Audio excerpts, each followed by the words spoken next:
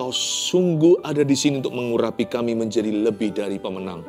Terima kasih Tuhan, sampaikan sabdamu yang memerdekakan kami dari cara berpikir yang kerdil, dari cara merasa yang kekanak-kanakan, dari kerohanian yang tidak dewasa. Kami mau menjadi orang-orang yang membawa terobosan dan perubahan. Jadikan kami lebih dari pemenang, tunjukkan kami kuncinya. Sembunyikan hamba-Mu yang menyatakannya di bawah balik salib-Mu. Demi nama Yesus, haleluya. Amin. Saya bisa rasakan kuasa Tuhan hadir di sini untuk mengurapi kita. Hari ini kita akan memperoleh rema yang nanti artinya beda-beda ke setiap orang meskipun prinsip dan poinnya sama. Sebelumnya saya mau dorong Anda untuk subscribe ke channel ini supaya Anda terus bisa mengikuti aliran Roh Kudus dari Saat Teduh Bersama dan semua program-program yang lainnya. Mari kita sama-sama membuka firman Tuhan sekarang di Hakim-Hakim pasal 7. Kita memasuki cerita tentang Gideon. Beri judul menjadi lebih dari pemenang. 6 ayat saja saya bacakan. Gideon mengusir musuh.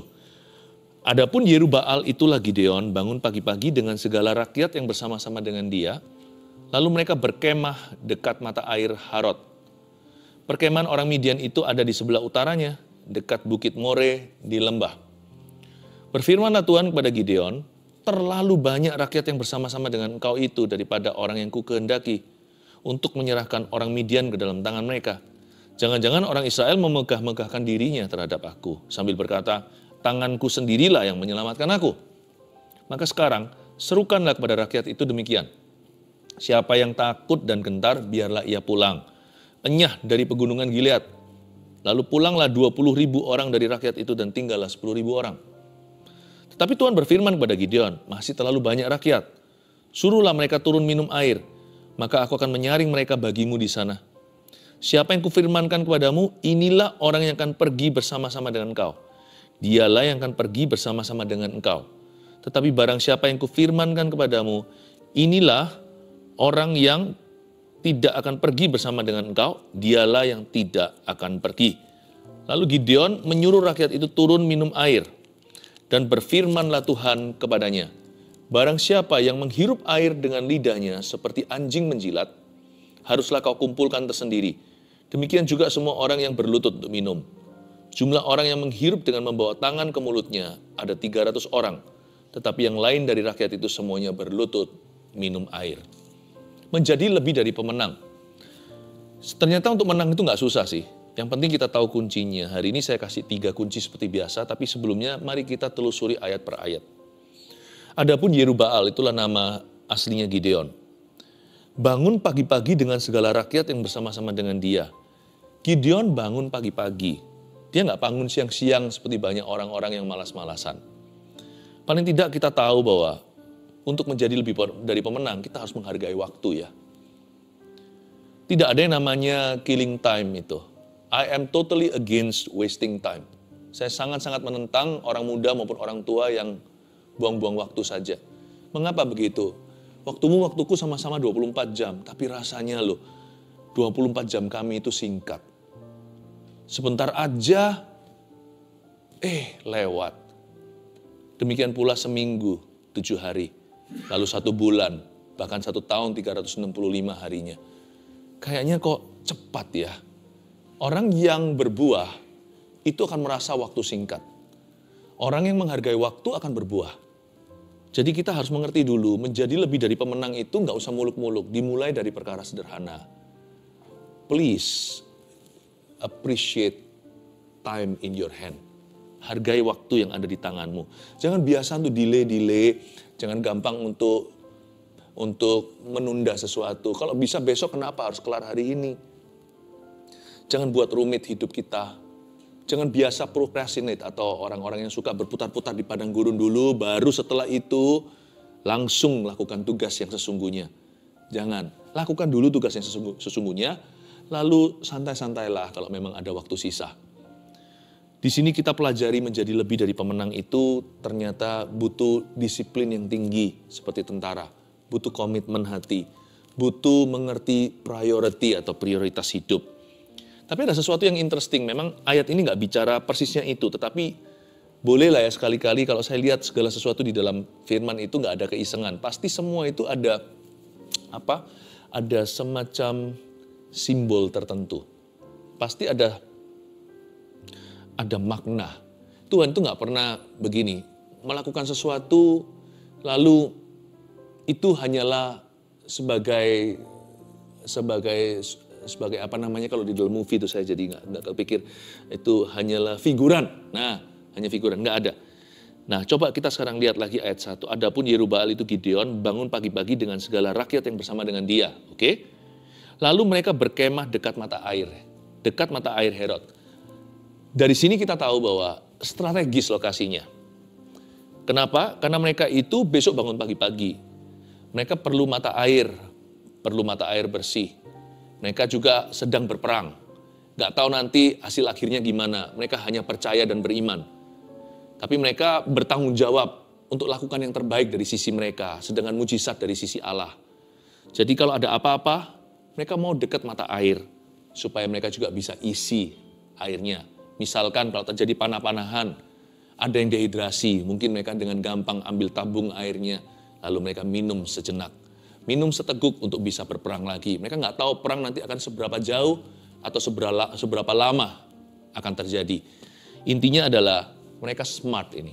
Gideon itu bukan hanya bergantung iman, tapi dia juga bergantung hikmat. Maka saya berani berkata bahwa Gideon itu smart. He was a very smart general. Dia adalah general yang sangat pintar. Dia mau pasukannya berkemah dekat mata air. Karena dia nggak tahu nanti kan pasukannya yang akan tinggal 300. Kemudian Tuhan berfirman, tapi sebelumnya kan pasukannya puluhan ribu tuh. Jadi dia kira, waduh, lebih baik dekat air nih. Apa maknanya dalam kehidupan kita sehari-hari kalau mau jadi lebih dari pemenang? Be close to the water, Dekatlah dengan air. Air juga melambangkan firman. Mau menang, dekat firman.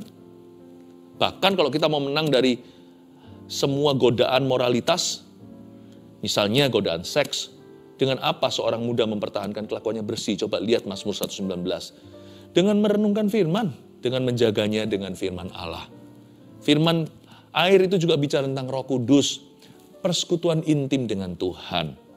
Jadi Gideon ini dengan kata lain, ayat pertama, dia bangun pagi-pagi sama pasukannya, merapat kepada tempat yang ada airnya. Kita juga harus bangun pagi setiap hari, merapat pada Roh Kudus, mendekat pada Roh Allah.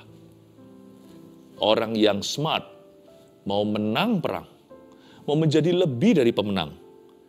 Hal pertama yang dia lakukan tiap pagi, tiap subuh, jangan siang-siang kalau bangun tidurnya. Orang itu akan langsung grab Alkitab. Dia pasti akan selalu ambil firman Tuhan dulu dan bersekutu dengan Roh Allah. Karena dia tahu, kalau perang itu mata air bisa menentukan kemenangan, kalau peperangan rohani, sumber kemenangan kita adalah Roh Kudus dan firman Allah. Jangan jauh dari situ. Kalau kita mau menang sungguhan, itu kunci pertamanya. Ayat 2 tadi, ayat 2 sekarang. Berfirmanlah Tuhan kepada Gideon. Tuhan ngomong gini, terlalu banyak rakyat yang bersama-sama dengan engkau itu daripada yang kukehendaki untuk menyerahkan orang Midian ke dalam tangan mereka. Jangan-jangan orang Israel memegah-megahkan diri terhadap aku sambil berkata, tanganku sendirilah yang menyelamatkan aku. Very interesting. We have a very interesting God. Kita punya Allah yang sangat menarik sekali. Menurut saya pribadinya Tuhan itu sangat berwarna-warna. Karakternya tidak berubah. Tapi Tuhan itu tidak terduga. Terlalu banyak rakyat katanya. Nggak akan sangka ternyata komentar Tuhan pertama bukan memberi strategi. Tapi Tuhan berkata, aku keberatan dengan banyaknya rakyat dan pasukan. Terlalu banyak rakyatnya. Tuhan itu nggak rumit. Meskipun Tuhan itu maha-maha, dia itu maha kuasa, maha tahu, maha mulia, maha everything, maha segala. Tapi Tuhan itu sederhana loh. Kayaknya menurut saya ya, selama saya kenal Tuhan sekarang saya kenal Tuhan sudah 30 tahun live-nya hari ini. Belum lama dibanding beberapa orang, cukup lama dibanding seseorang. Tapi selama saya kenal Tuhan itu, Tuhan is simply to know kok. Sangat mudah untuk dikenal. Kalau orang yang mengandalkan kekuatan dan kepandaiannya akan sulit diketahui. Tuhan akan seolah-olah bersembunyi. Tapi kalau hati kita tulus pada Yesus, gampang sekali kenal Bapa. God is a very, very simple person. Gak seperti manusia yang rumit, luar dalam gak tentu sama. Bisa belat, bisa belit, berbelat-belit, bisa lika, bisa liku. Tuhan tuh gak gitu, gak ada pertukaran bayangan. What you see is what you get. Apa yang Anda lihat ya itulah. Tapi masalahnya Tuhan gak kelihatan, malah lebih gampang, lebih mudah. Kita gak ada distraction atau gangguan, kita tahu dia dari karakter dan dari firman. Saya pegang firman Tuhan, Tuhan bilang, saya percaya. Iman saya seperti anak kecil, bukan orang bodoh, bukan kekanak-kanakan. Iman saya tetap selamanya saya pilih untuk polos. Iman saya gak mau kotak-kotak, gak mau garis-garis sama Tuhan. Saya mau polos imanku. Tuhan itu bilang begini, terlalu banyak, terlalu rumit kamu itu untuk mau menang. Banyak sekali alasannya, terlalu birokrasi sama Tuhan. Antara kita dengan taat itu, gak usah terlalu rumit lah. Biasa aja. Only believe. Seperti lagu lama sekali. Only believe, only believe. All things are possible, only believe. Percaya saja. Hanya percaya saja, so simple. Only believe. Only believe. All things are possible. Only believe. Hanya percaya saja, nggak usah rumit. Dari ayat 2 saya bisa mengambil kesimpulan menjadi lebih dari pemenang itu jangan komplikasi, nggak usah kompleks. Nggak usah terlalu banyak ini dulu baru itu. Terlalu banyak rakyatmu. You just believe you will win. Percaya saja kau akan menang. Taat saja kau akan lihat kemuliaan. Yaitu kemuliaan Tuhan. Ya kan? Saya ulang lagi. Percaya saja mujizat akan terjadi. Taat saja. Udah gak usah negosiasi. Engkau akan melihat kemuliaanku, kata Tuhan. Simple sekali. Ayat 3, maka sekarang serukanlah kepada rakyat itu demikian. Siapa yang takut dan gentar, biarlah ia pulang. Huicyah, suruh pulang. Enyah dari pegunungan Gilead. Aduh, terkesan kata-kata ini keras. Enyah loh, get lost. Kita kalau suruh orang pergi ya harus mulus. Misalkan kalau ini sudah orderan terakhir di restoran, tutupnya pukul 10. Orang belum pulang sampai pukul 10.45. Mungkin pertama-tama dimatikan lampunya dan AC-nya. Gak ada orang berkata, enyah, gak kembali tuh customernya. Tapi Tuhan itu raja. Dia berkata, enyah dari pegunungan Gilead. Kenapa? Karena musuh daripada roh pemenang itu seringkali adalah takut dan gentar. Tuhan bukan kasar. Tetapi Tuhan itu tegas dengan apa yang mendukakan rohnya. Tegas dengan apa yang memadamkan api di dalam hati umatnya. Dan dia tidak mau kompromi. Allah kita berkata, enyah dari pegunungan Gilead bukan ditujukan ke perorangan, tapi kepada spirit orang-orang seperti itu. Nothing to do. Tuhan tidak mau having anything to do. Tuhan tidak mau ada urusannya dengan yang namanya roh takut dan gentar. Jangan pelin-pelan. Kalau mau beriman ya beriman. Jangan iman tapi takut dan gentar. Jangan takut lalu ingin beriman. Pilih salah satu hari ini siapa yang kau layani. Yosua berkata, as for me and my house, aku dan seisi rumahku, kami akan melayani Tuhan Allah Israel. Kita tidak bisa melayani Allah kita dan juga percaya dan melayani kedagingan. Tidak bisa melayani dua roh yang berbeda. Roh Kudus adalah roh suci. Tapi takut itu roh loh. The spirit of fear dalam surat Paulus. Roh ketakutan yang membuat kamu terbelenggu menjadi budak lagi. Siapa yang takut dan gentar biar ia pulang. Kata takut di sini konotasinya adalah pesimis, negatif, bahkan bebal. Ini kalau kita baca di bahasa aslinya, itulah asosiasi kata takut. Jadi bukan takut secara emosi, aku takut gitu normal. Takut di sini tuh pesimis dengan sengaja. Ini orang yang komitmen pesimisnya. Nggak bisa lah. Orang itu perlu energi untuk berkata, I cannot do. Tahukah Anda? Dibutuhkan kekuatan untuk berkata, nggak bisa. Kadang-kadang ada orang yang ngotot, nggak mungkin. Kenapa nggak pakai otot yang sama untuk beriman? Pesimis tuh, itu takut. Takut sini bukan hanya emosi, rasa takut itu biasa, itu ciptaan Tuhan. Itu membuat kita persiapan. Saya takut nyanyi, latihan. Saya takut untuk tampil, makanya itu beranikan diri, ya kan? Temperamental. Saya takut gagal, makanya belajar. Itu bukan takut gitu. Takut gitu arahnya baik. Kalau takut itu disambung iman, jadi persiapan. Ya, jadi set up. Tapi ini takut yang sifatnya ke bawah. Pesimis, negatif orangnya. Bahkan terkesan bebal, gak ada orang bisa mengubahnya. Tuhan ngomong pun gak digubris sama dia. Firman pun gak mempan. Lalu pulanglah 22.000 orang dari rakyat itu dan tinggal 10.000 orang. 10.000 ya, good enough kan? Paling tidak gini loh sama Tuhan itu, kalau nggak bisa 20.000 ya nggak apa-apa. 10.000 pasti diterima lah standar ini. Paling tidak ada Tuhan, ada cadangan. Kalau sampai Tuhan nggak datang di peperangan, 10.000 masih bisa ada chance menang. Tuhan nggak mau gitu. Kalau mau beriman, nggak ada chance. Nggak ada yang namanya main kesempatan. Ya, nggak ada. Pada Tuhan nggak ada kartu kesempatan seperti kalau kita main monopoli, dana umum kesempatan itu. Tuhan nggak mau jadi umum. Tuhan juga bukan by chance. Kalau kita mau sungguh-sungguh menang, by faith, dengan iman. Bukan by chance atau dengan kesempatan. Gak perlu kesempatan dalam kesempitan. Gak perlu itu. Yang penting percaya Tuhan titik, bukan koma. Tuhan berfirman kepada Gideon ayat 4. Masih terlalu banyak rakyat. Suruh mereka turun minum air. Maka aku akan menyaring mereka bagimu di sana. Wah, Tuhan saring. Mau gak kita disaring sama Tuhan? Sebagian orang itu masuk saringan Tuhan loh. Kenapa Tuhan putuskan hubungan kita dengan orang tertentu? Jangan merasa orang lain gak layak untuk kita. Kadang-kadang mungkin kita yang gak layak untuk orang itu. Kita masuk dalam saring menyaringnya Tuhan Yesus. Saya gak mau jadi orang yang disaring oleh Tuhan. Saya mau jadi orang yang ditambahkan oleh Tuhan dalam kehidupan seseorang. Menjadi nilai plus dalam diri mereka. Plus itu kan kayak salib. Menjadi kemuliaan salib di dalam diri mereka. Saya sendiri tidak mau menyalibkan mereka, tapi biarkan saya menjadi utusan Tuhan dalam diri seseorang. Tetapi kalau kita punya sahabat disaring sama Tuhan, pergaulan, jangan marah ya. Kadang-kadang Tuhan juga atur demikian rupa, sekalipun Tuhan tidak memaksa, tapi Tuhan itu punya tuntunan memutuskan orang tertentu dari pacarnya. Kalau hubungan gelap sudah nggak usah tanya, itu jelas-jelas harus diputuskan. Perselingkuhan, perzinahan, di luar nikah, sebelum nikah.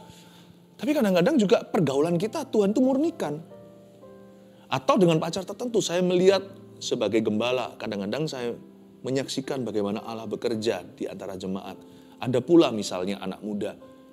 Tapi setelah akhirnya sesuatu terjadi dalam hubungan mereka, yang ini maju luar biasa. Yang pergi ya sudah, ke dunia. Ini luar biasa, aneh setelah Tuhan murnikan hubungan mereka.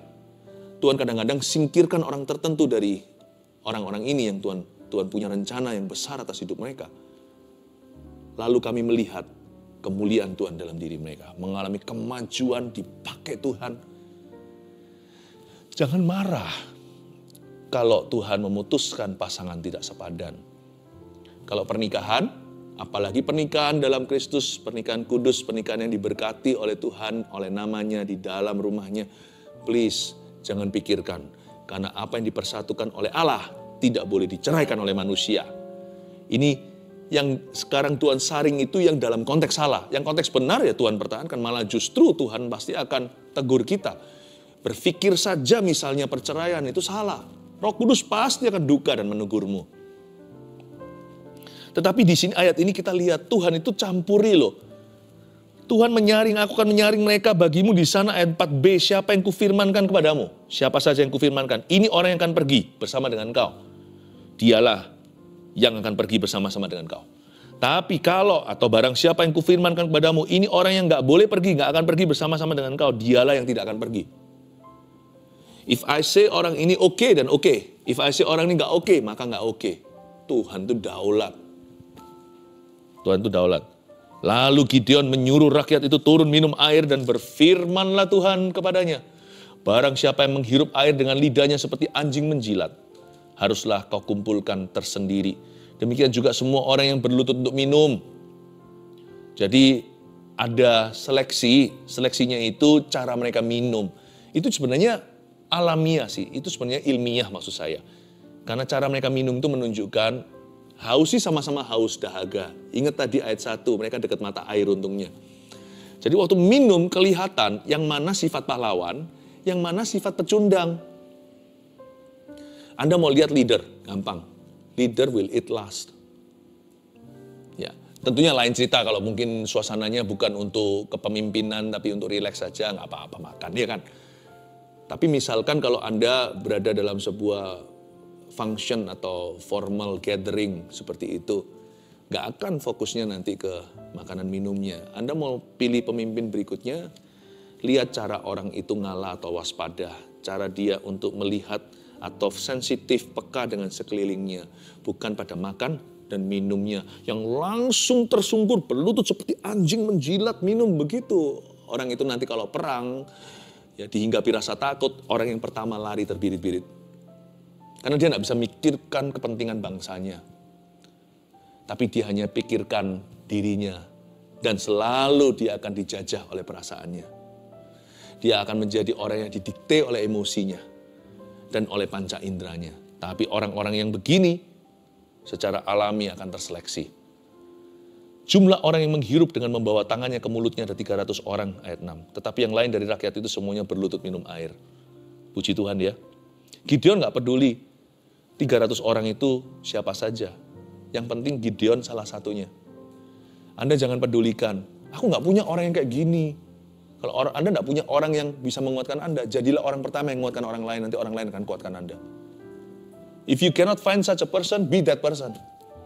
Kalau Anda tidak bisa jadi orang yang idealnya menjadi pemimpin yang baik atas hidupmu, aku tidak ketemu, ya jadilah dulu pemimpin yang baik buat orang lain.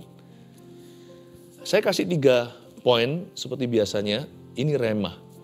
Saya merasa hari-hari ini Tuhan hendak bicara kepada umatnya. Dan 3 poin ini tentunya bukanlah ini sesuatu yang musimnya datang. Dan kalau Anda mencatatnya, nanti Anda referensi kembali lagi suatu hari di review. Roh Kudus akan bicara sesuatu dan itu akan kena di dalam situasimu. Dan persis seperti yang kau butuh. Dan kalimat-kalimat yang saya akan berikan ini adalah kalimat-kalimat hikmat hasil doa saya. Dan saya percaya meskipun ini tidak menjelaskan terlalu detail, tapi gara-gara ini nanti Anda akan masuk dalam tuntunan yang spesifik dan tuntunan yang detail dari Tuhan. Yang pertama, bangun pagi untuk mendekat pada Roh Kudus. Itu yang kita pelajari tadi. It's all about priority and timing, you see. Semua masalah tentang timingnya, waktunya, dan prioritas. Saya tidak lama yang lalu waktu menyaksikan dengan anak saya di YouTube tentang masak steak daging ya. Ternyata kalau saya awam nggak ngerti, kan steak kasih garam, kasih merica. Merica pasti saya kasih dulu, saya nggak bisa masak by the way. Tapi lihat gitu, waduh, saya kagum dengan orang-orang yang pandai memasak. Ternyata nggak boleh masukkan sembarang semua bumbu. Ada dimasukkan terlalu dini, malah justru nanti akan jadi nggak terasa. Jadi nanti steaknya sudah hampir jadi, itu baru masukkan peppernya, baru terasa tuh. Kalau nggak percuma, dia akan leleh di depan. Ternyata semua about timing sih. Bisa nggak kita doa siang hari? Bisa. Doa malam hari bisa. Tapi menurut saya, ini opini saya, dan saya sendiri alami 30 tahun ini. There's something about greeting God in the morning. Ada sesuatu, pokoknya ada sesuatu deh. Tentang yang namanya menyapa Tuhan di pagi hari itu. Karena nggak kebetulan Tuhan itu buat kita itu bangun pagi hari. Badan kita merekam begitu. Kalau kita paksa lawan arus, nanti kan lifestyle kita nggak sehat, gaya hidupnya. Jadi otomatis matahari terbit dengan kita bangun tidur, itu waktunya kurang lebih bersamaan. Pasti semua itu sudah ada tatanan ciptaan. Dan first thing first, kalau yang pertama, waktu terbaik dan waktu ke-1, waktu sulungmu kau persembahkan untuk Yesus, duduk diam di kakinya, merapat dan mendekat pada Roh Kudus dan firman Allah, pasti dapatnya banyak. Pasti memperoleh sesuatu yang tidak bisa ditemukan nantinya. Kalau pepper merica jangan too early, kalau doa jangan too late. Kalau merica ditabur itu jangan terlalu dini. Tapi kalau doa jangan terlalu telat atau asal-asalan. Loh, jangan kira kalau saya doanya pagi hari. Saya buka sedikit rahasia. Malam saya juga doa. Ya sana pendeta. Saya sebelum jadi pendeta saya masih mahasiswa dulu. Saya masih sekolah, baru bertobat SMA 3. Jadi itu sudah jadi kebiasaan saya. Tapi kalau ayat ini kita lihat bagaimana karakter seorang jenderal namanya Gideon menjadi lebih dari pemenang itu nggak bisa nggak punya disiplin, bangun pagi hari untuk mendekat dulu pada Roh Kudus. 2, tidak usah terlalu rumit untuk taat saja. Ginilah pepatahnya, mau taat aja kok susah sih. Buat diri sendiri susah, buat orang lain susah, buat Tuhan susah. Between you and obedience, antara Anda, antara kita dengan ketaatan, nggak boleh terlalu banyak orang, terlalu banyak barang, terlalu banyak keadaan, terlalu banyak harta, terlalu banyak uang, terlalu banyak alasan, terlalu banyak opini, terlalu banyak perasaan. Taat aja kok dibuat susah, taat, just taat lah. Antara kita dengan taat itu jangan ada kata terlalu banyak. Terlalu banyak rakyat, terlalu banyak ini, terlalu banyak itu. Terlalu banyak pertanyaan, terlalu banyak keberatan, terlalu banyak jika apabila. Bagaimana? Terlalu banyak what, terlalu banyak who, terlalu banyak just do it. Lakukan. Karena kita sudah percaya Tuhan, kan nggak buta, kan kita sudah kenal Tuhan. Saya sudah 30 tahun ini kenal Tuhan, udah nggak perlu lagi semakin hari Tuhan cuman berikan hembusan saya ngerti. Sedangkan anjing hewan piaraan kita aja loh. Kalau awal-awal mungkin masih perlu dikasih snack. Tapi kalau dia sudah jadi senior, udah bersama dengan kita bonding. Karena saya suka anjing, kami sekeluarga. Nanti kalau dia sudah begitu, saya tinggal panggil aja, nggak perlu ada snack apa, dia datang. Saya nggak diuji lagi. Saya nggak masuk dalam musim seleksi. Dia sudah tahu majikannya. Dia tahu tangan itu yang memberi dia makan. Dia tahu bahwa majikannya nggak pernah mencelakakan. Nggak ada trauma sama saya. Jadi kalau anjing piaraan aja ngerti. Saya panggil namanya, dia langsung datang. Dia nggak pernah taruh rasa curiga. Udah ikut Tuhan, nggak usah lama-lama. Ikut Tuhan berapa jam aja harusnya kita sudah nggak punya curiga. Karena Tuhan itu baiknya kekekalan. Apalagi yang sudah ikut tahunan. Kalau masih ikut tahunan kita masih curiga-curiga terus menerus. Yang salah bukan Tuhan, something wrong with us. Something wrong in the way we believe Him. Ada sesuatu yang salah dengan cara kita itu mempercayai Tuhan. Nggak usah terlalu rumit untuk taat saja. Antara kita dan taat nggak boleh terlalu banyak rakyat. 3, ini rema untuk kita dalam segala profesi. Kok saya rasanya juga untuk pelayanan maupun pekerjaan, business, everything ya. Keluarga, business family atau orang di dalam profesinya. Saya merasa poin ketiga ini perlu untuk Anda seksama, bentuk tim yang solid untuk menang bersama. Ini bukan zamannya kita itu fight sendiri. Untuk menang itu nggak bisa sendirian. Termasuk saya nggak bisa. Bentuk tim yang solid untuk menang bersama. Kalau Anda belum punya tim yang solid, jadilah tim seseorang dulu yang solid. You cannot do victory alone, tidak bisa menang sendirian. Bentuk tim yang solid, saya ulang lagi ya, bentuk tim yang solid ini gimana? Ada tipe-tipe kepemimpinan, tipe-tipe orang. Ada orang yang menang tapi dia menang sendirian, dia nggak jadi lebih dari pemenang. Kata lebih dari pemenang itu involving other people. Itu melibatkan banyak orang. Paling tidak melibatkan beberapa orang. Menjadi lebih dari pemenang itu bukan berarti kita mau menang sendiri, tapi kita mau menang bersama. Bangun tim ya. Janganlah kita bangun sukses kita saja. Apa yang namanya win-win solusi itu bagus untuk kita pikirkan. Gimana kita waktu sukses kita angkat orang. Atau kita angkat orang dulu, kita terangkat pula. Jangan pernah kalau kita kerja mikirkan untuk diri kita, selalu harus jadi team player. Mikirkan orang lain gimana sejahtera. Kitanya anak Tuhan, namanya garam kan gak mikirkan tentang garam. Garam mikirkan nasi dan lauk kepadanya, dia disiramkan. Ya kan, terang juga sama, terang mikirkan kegelapan, gimana dia bisa sinari sebanyak-banyaknya. Itu terang. Makanya itu saya dorong kita semuanya untuk tidak pernah punya pikiran selfish maupun egois. Kalau kerja mikirnya begitu, gak penting untung ruginya company. Jangan salah, company untung, Anda lebih diuntungkan. Company rugi, Anda merugi juga. Apalagi kalau yang sudah gak niat bekerja, ada apa-apa PHK, yang pertama clearance pasti kena dirimu. Saran saya adalah bangun tim yang solid. Pikirkan kepentingan bersama. Orang gitu biasanya justru akan diangkat oleh Tuhan lebih dari pemenang. Dan kalau Anda tidak menemukan 300-mu, jadilah yang nomor 1 dari 300 yang akan Tuhan bentuk nanti. Jadilah tim itu dulu. Amin. Bentuk yang solid. Teamwork-nya. Kalau Anda pikirkan jadi team player. Atau kalau Anda sendiri tidak jadi lakonnya nggak apa-apa, jadi kingmaker. Saya siap kok. Dari dulu kalau saya pelayanan dalam pekerjaan, saya selalu mikirkan, Tuhan ajarkan, jadi kingmaker. Tapi siapa sangka ternyata kadang-kadang kita yang dijorokkan sama Tuhan atau didorong ke depan, kita yang di depan. Padahal bukan kita yang mau, seperti Daud malah dipilih sama Samuel. Padahal Daud gak ada keinginan untuk tampil atau menonjol, tapi justru yang diunggulkan oleh Tuhan. Atau kita mikirkan kingmaker membuat orang lain jadi king, jadi raja. Kita sukseskan orang lain dulu. Jangan-jangan Tuhan akan angkat kita sebagai Daudnya.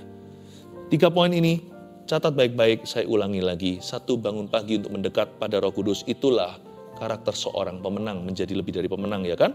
2, tidak usah terlalu rumit untuk taat saja. Kalau taat itu immediately, langsung aja, nggak usah basa-basi. Nggak usah tempuh kanan kiri, nggak ada transitan.